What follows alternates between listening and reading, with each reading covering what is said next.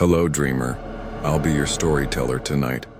Like and subscribe for more bedtime stories and share in the comments where you're listening from. I met her on a Tuesday night. The rain had been falling all day. The streets were empty. The air smelled like rust and wet leaves. I was walking home, tired, lonely, half asleep.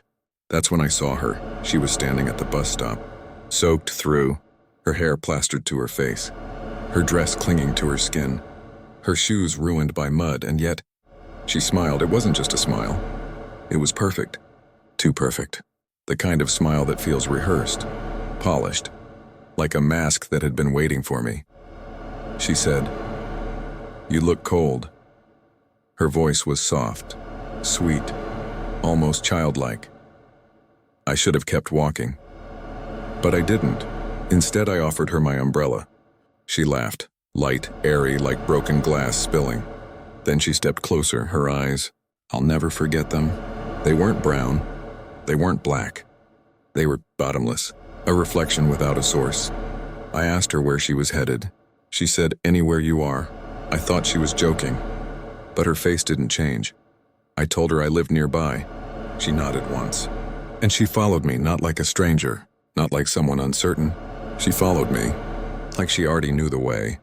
Inside my apartment, she moved like she belonged there. She found the bathroom without asking. She poured herself water without permission. She sat on my couch like it was hers. Her hair dripped onto the cushions. Her clothes left small pools on the floor. She didn't care. She looked at me with that smile again. "You're kind," she whispered. "Most people wouldn't let me in." I asked her name. She tilted her head, paused for too long. Then she said, "Call me whatever you want." Strange, but I didn't question it. Not then. Over the next few days, she kept appearing. Always at the right place. Always at the right time, at the coffee shop, at the grocery store, at the street corner by my job. I'd ask how she found me. She'd smile. "You're easy to follow," she'd say. Her voice playful, but her eyes were serious. It should have scared me. But loneliness makes you blind, and I was so very lonely. One night I woke up to the sound of humming, a soft, delicate tune, childlike, familiar, but I couldn't place it. The room was dark. The rain tapped against the window, and there she was, sitting in the corner, her knees pulled to her chest, her dress still damp from the storm outside. Her face was half hidden in shadow. Her smile, wide, fixed, unmoving. On her lap rested a knife, a long kitchen knife. She ran her fingers along the blade as she hummed. I froze. My breath caught in my throat. Finally, she noticed I was awake. She tilted her head. Her smile widened. "Don't worry," she whispered. "I was just watching you sleep." I should have screamed. I should have thrown her out, but I didn't. Instead, I laughed nervously. I told myself it was harmless, that she was strange, but not dangerous. How wrong I was. The next morning, I checked my phone. Hundreds of new photos, all of me, sleeping, every angle, every night, some taken so close. I could see my breath fogging the lens. My hands shook as I scrolled. I hadn't taken them. No one else had my phone. When I looked up, she was already standing in the doorway. Her hair brushed forward like curtains. Her smile stretched wide. "You look so peaceful when you sleep," she whispered. "Like you belong to me." I tried to brush it off. Tried to pretend it was a joke. But deep down, I knew something wasn't right, and yet I couldn't let her go. There was something magnetic, something addictive. She made me feel seen. Even when it hurt, even when it scared me, her sweetness was poison. But I was already drinking it. That night I locked my door, checked the windows, made sure every bolt, every chain, every latch was in place. I told myself I'd sleep safe. But when I turned around, she was standing in the middle of my room, her smile sharper than before, her knife gleaming in the dark, and she whispered, "I told you. I'll never let you go." The next morning she was gone, or at least I thought she was. The knife lay on the floor by my bed. Her damp footprints trailed to the door. But when I checked the locks, every chain and bolt was still in place. There was no sign of anyone leaving. I tried to convince myself it was a dream, a trick of exhaustion. But dreams don't leave footprints, and dreams don't breathe softly in the dark. I showered. I dressed. I tried to shake it off. But the silence in the apartment felt heavier than usual. like she was still there, like she was watching from somewhere unseen. When I stepped outside, the world was different. The city was loud, alive, full of people, but I felt eyes on me. Everywhere. I couldn't shake the feeling that I was being followed. And then I saw her, across the street, standing in the crowd. Her hair dry now, neatly brushed, her dress clean, her smile unchanged. She raised her hand slowly. A wave, not playful, not casual. A wave that said, "I see you. I own you." I turned and walked quickly. Too quickly. And still, when I glanced back, she was there, not moving. Just watching. Days passed. She began to insert herself into the small cracks of my life. At the coffee shop, my usual table was already taken. By her. She sipped from a cup she hadn't ordered, waiting for me. Her eyes never left mine as I sat across the room. At the grocery store, I reached for milk. Her hand touched mine first. She laughed. We always want the same things. At work, I checked my calendar. Appointments gone. Meetings missing. Entire days erased. In their place, scrawled words I didn't remember typing, a "be with her." Don't leave her. Forever. It didn't stop there. I noticed my phone behaving strangely. Messages from friends deleted. Calls I never answered marked as answered anyway. When I checked the logs, her number appeared again and again. Hours of conversations I couldn't remember. One night I opened my Photos app. There were more pictures. Me at the coffee shop. Me at the bus stop. Me walking alone down the street. She was always in the background, smiling, sometimes close, sometimes just a shadow at the edge, and sometimes right behind me. I tried to confront her. I told her this was too much, that she was going too far. She tilted her head. Her smile faltered just for a moment, and then her eyes filled with tears. Real heavy tears. "You don't mean that," she whispered. Her voice cracked, trembling. "You'd be lost without me. You'd be nothing." She pressed her hands to her face, sobbing. Her shoulders shook. Her voice broke. I stood frozen. Guilt crept in. What if I really was being cruel? What if she really did care for me? But then, as suddenly as they came, the tears stopped. She lowered her hands. Her face was calm. Her smile returned, and she whispered almost to herself, "You'll see. You'll understand." That night I found something new, a doll, laid neatly on my bed. Small, hand-sewn, dressed in a tiny version of my shirt. Its face was pale fabric, one button eye missing. A stitch where the mouth should be. Pinned to its chest was a note. "I'll take care of you." I threw the doll into the trash, but the next morning it was back on my bed. This time both button eyes gone. The invasion spread. Little by little, she replaced everything I thought was mine. My favorite mug, cracked, gone. Replaced with one she brought painted with hearts. My shirts disappeared. Replaced with clothes that smelled faintly of her perfume. Even my keys. I left them on the counter. When I picked them up, a new one had been added. A silver key I didn't recognize. When I asked her, she smiled. "You'll know when the time is right." I couldn't take it anymore. I packed a bag. My clothes, my wallet, a few essentials. I planned to leave in the middle of the night. To vanish before she could follow. I hid the bag by the door. Told myself I'd leave at dawn, but when the sun rose, the bag was different, heavier. I unzipped it slowly. Inside, not clothes, not anything I'd packed, stones, smooth wet stones, each one coated in mud, and on top of the pile a scrap of paper. 4 words scrawled in shaky handwriting. "You're not leaving me." My chest tightened. My hands shook. I looked around the apartment. Every corner, every shadow. She wasn't there, but somehow I knew she was close. Always close. I tried to breathe. Tried to tell myself it wasn't real. But deep down I knew. This wasn't just obsession. This wasn't just love twisted into sickness. This was something darker. Something I couldn't explain, because every time I closed my eyes, I could still see her smile. Bright, fixed, patient. As if she knew something I didn't. As if she had been waiting for this moment all along.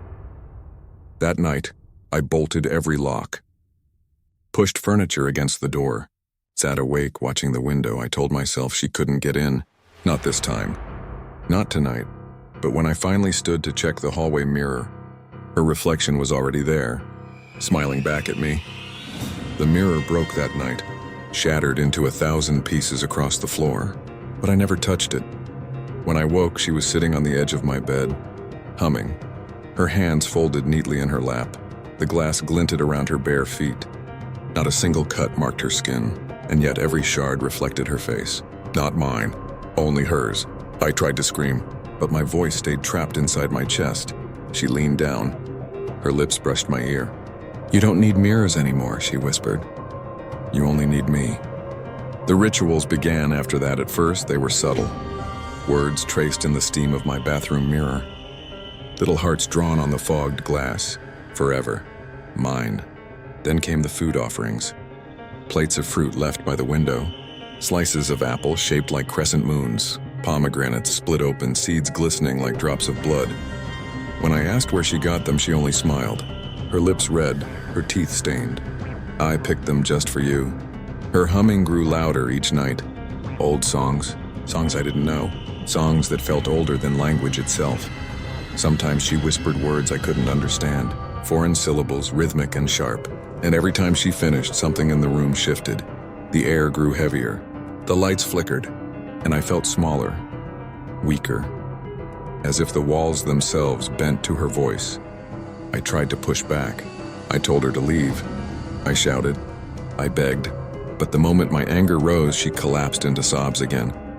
Her tears hit the floor like rain. Her voice cracked with pain. "How could you? After everything I've done for you?" And I gave in, every time. Because her pain felt real. Because I couldn't stand the guilt. But then, just like before, the crying would stop. Her face would smooth. Her smile would return. Perfect. Unbroken. One night I found something in the closet. A second doll. This one larger, shaped more carefully. Dressed in clothes I recognized, my old sweatshirt torn at the sleeves. Its hands were bound with red thread. Its mouth stitched shut with black string. And across its chest, in ink that had smeared into the fabric, one word: obey. My stomach twisted. I grabbed it, tore it apart. Stuffing spilled across the floor, but when I turned, she was standing in the doorway, watching, smiling.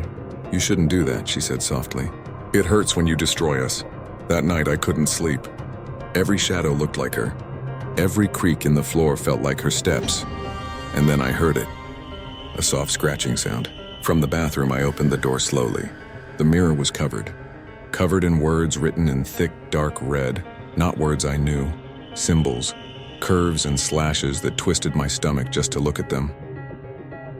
In the center, 4 words in English: "We belong to her." I confronted her again. I told her this was madness. That she was dangerous. That she needed help. Her smile never faltered. But her eyes, they burned. "Dangerous?" she whispered. "No, I'm protection. I'm the cure. I'm the only reason you're still breathing." She stepped closer. Her nails grazed my skin, her breath warm against my cheek. "If I left you, the dark would take you. You'd crumble, you'd die, and you know it." Her words burrowed into me. A seed of doubt, a whisper that maybe she was right. But the truth revealed itself soon enough. I woke one night to the sound of chanting, her voice low and steady. Not sobbing this time, not humming, chanting. I crawled from bed, heart pounding. Followed the sound into the living room. She was kneeling on the floor. Candles lit in a perfect circle around her. In front of her, 3 dolls, all dressed like me. All mutilated in different ways. One with no eyes. One with no mouth. One with its chest torn open. She rocked back and forth, chanting louder. Her head snapped up when she saw me. Her smile stretched too wide. "Don't interrupt," she hissed. "You'll break the bond." I ran. I didn't care where. I grabbed my shoes, my jacket, my keys. I sprinted for the door. But when I turned the lock and yanked it open, she was already there, standing in the hallway, calm, smiling, waiting. I stumbled back. The door slammed shut on its own. "You can't leave," she whispered. "There's nowhere to go." That night I tried another plan. I waited until she was asleep, curled at the edge of the bed. Her breathing soft even, her face peaceful. I crept to the door. I checked every lock, every chain. I pulled them shut tight, then I slipped out the window instead. Climbed down the fire escape. Made it to the street. Ran for blocks without looking back. But when I finally stopped to catch my breath, when I finally turned, she was standing under the streetlight, barefoot, her dress fluttering in the night air. Her eyes never left mine. Her lips never moved. But I heard her voice inside my head. I told you, there's nowhere to go. I staggered home, broken, defeated. And when I stepped inside, she was already waiting, her head tilted, her smile perfect, her voice soft, gentle, sweet. You'll understand soon, she said. We're not two people anymore. We're one, always one. That night I checked every lock, every window, every room, but when I turned back toward the bed, she was already lying there, under the covers. On my side, her eyes wide open, her smile sharp, her voice low, welcome home. I stopped trying to count the nights. They all blurred into one long shadow with her walking at the edge. The city shrank. Friends faded. Calls went unanswered. Messages returned to empty boxes. People asked if I was okay. They stopped asking. They said I seemed different. They said I wasn't the same person anymore. I tried to explain, but words slipped like water. They could not hold the shape of what I had become. She filled every silence. She hummed. She arranged my days. She folded my life into neat stacks and labeled each pile with my name. She smiled when she put things away as if curing a wound. One morning my neighbor moved out. No goodbye. Just boxes at the door and empty hall. Another friend stopped coming by. Their plants died. Their apartment smelled like lemon and old coffee. They texted once, then nothing. I called people until the phone went dead. Everyone was gone. Or maybe they were still there, and she had turned them into silence the way she turned my calendar into hers. She began to sleep in my bed every night. Her hair would spill across the pillow. Sometimes I woke and found her face inches from mine, skin warm, eyes open. She would say, "You see? We fit." And I would feel something inside me fold like paper creasing for good. I tried writing my name on things to mark them mine. On the back of a photograph, I wrote my name in heavy black ink. I thought if I left marks, traces, I could anchor myself. Later, the photo appeared on my pillow. My face was gone, cut clean from the paper. Only her smiling face remained. On the back, in handwriting that trembled then steadied, it read, "For when you forget who you were." I laughed once. It sounded like a stranger. She came to me then, slowly, and pressed the photograph into my hand. "Memory is fragile," she said. She set the paper on my tongue. I spat it out. She smiled and said, "You are too." The house changed its shape around her. Doors I knew led to new rooms. Hallways bent in impossible ways. Once I opened the refrigerator and found a small wooden box inside, carved with our initials. Inside the box were dozens of tiny photographs, close-ups of my face, of my hands, of my sleeping mouth, each one curled like a secret. I stopped trusting mirrors, not because she was in them, but because what looked back at me sometimes had the wrong shadow. There were moments when my reflection blinked a second too late, moments when my mouth felt foreign in my face. I tried to leave again, left a note on the table. 2 words, "I'm gone." By the time I came back, the paper was wet and torn. New words had been scrawled under mine. But I stayed. Her handwriting looped like a promise. She began to speak for me without moving her lips. People would call my name and hear her voice on the other end. Sometimes I watched from the next room as she picked up the phone, answered gently, comforted, laughed in the exact cadence I used to laugh. People believed her. They trusted her. When I tried to speak after she had spoken, they blinked and said, "Oh, you're back," as if I had been the interruption all along. Once, in a moment of brittle courage, I recorded myself. I wanted to leave something, my voice, my truth. I set the phone down and spoke slowly, clearly. I said everything I could remember. The rain, the bus stop, the knife, the dolls, the stones, the nights I cried into the dark. When I finished, I listened. My voice trembled on the recording, raw, exhausted, human. The next day, the recording was gone. In its place was a file with a different name. I tapped it open because something in me still hoped. The voice that came out of the speakers was mine and not mine at once. The words were the same, the cadence matched, but the edges were wrong. The vowels softened. The pauses arranged themselves like someone had learned my speech from watching me sleep.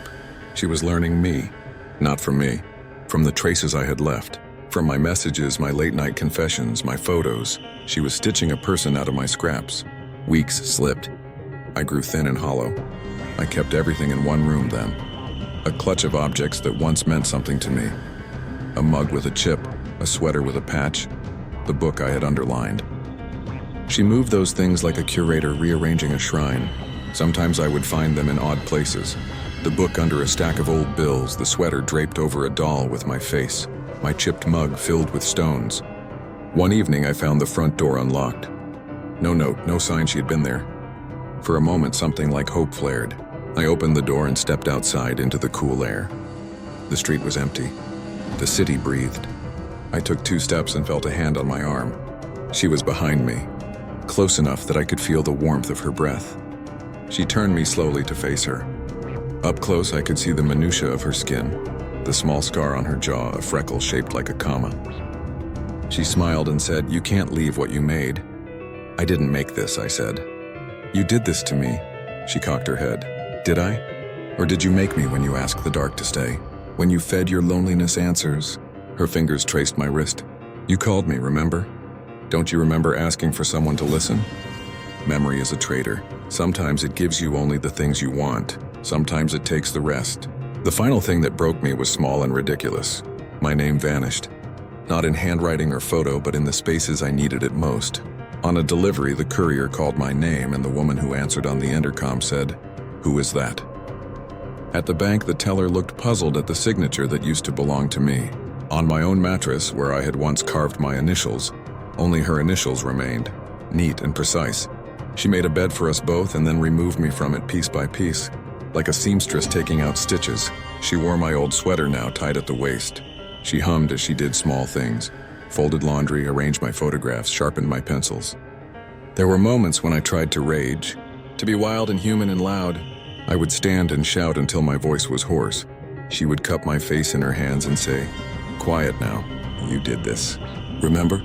And I would feel ashamed, as if I had betrayed us both by wishing for anything else. On the last night I remember before the final forgetting, I sat on the edge of the bed and wrote one last message, a line scratched into the underside of the mattress. "If someone finds this, tell them I loved being alive." I slept badly, dreamless.